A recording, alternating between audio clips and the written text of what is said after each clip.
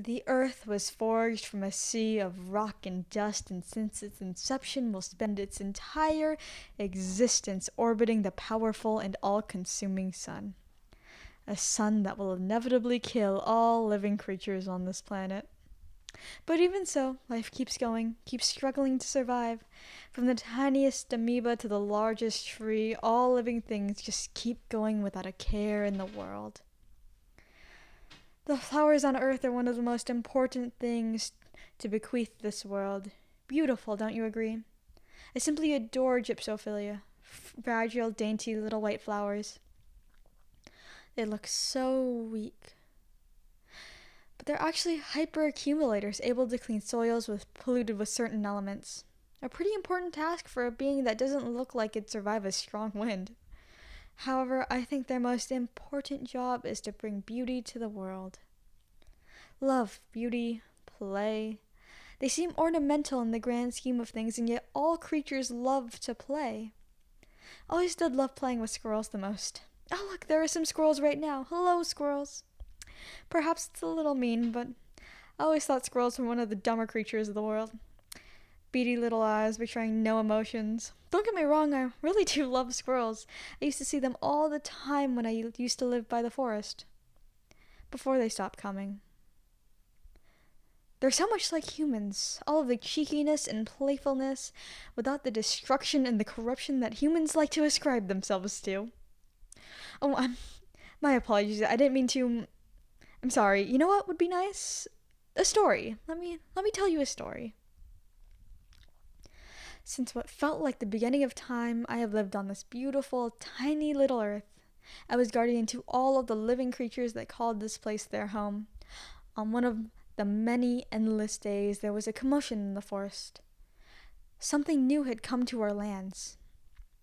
These two silly little creatures who came with strange rituals and covered themselves with cloth. Humans, they called themselves. They said they had come from a great garden tended to by angels. For many years they lived in bliss in that garden, until they were cast out to the earth. They told me they were cast out unjustly. They called themselves Adam and Eve. I welcomed them with open arms, not realizing what my brother had sent my way. He tricked me, a curse, a plague. I was innocent once, although you may not believe it. I taught them how to forage the safest, sweetest berries and find the cleanest water. We celebrated together, lived in harmony for many years, and yet despite the peace, I felt myself get the slightest bit sick. But by the time I realized why my powers were beginning to wane, it was too late. With plentiful resources at their fingertips, humans multiplied, numbers growing almost exponentially, and as they grew, so did their curse. It poisoned all of the precious life on this earth. By the time I realized what had happened, it was too late. My powers slipped away from me. All I could do was watch as my precious world was destroyed. You humans paved roads in my forest, poisoned my waters, murdered all of this beautiful life that greeted you with open arms.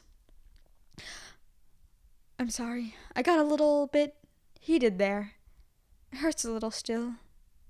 I do hope you understand. I guess you don't need to understand since you'll be gone soon anyways. It's a little funny. I didn't imagine I'd be killing the last human. Before this, I didn't have to murder any of my creatures. You know, it wasn't even all me. You humans started on this little path yourselves, destroying each other in masses. You did the work for me.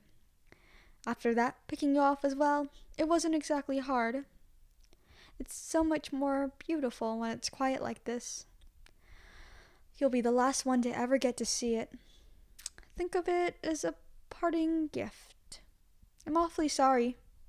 I know you aren't quite ready to go, and I really did enjoy our little game of hide and seek, but it's time, don't you think? Time to open the door to a more beautiful world.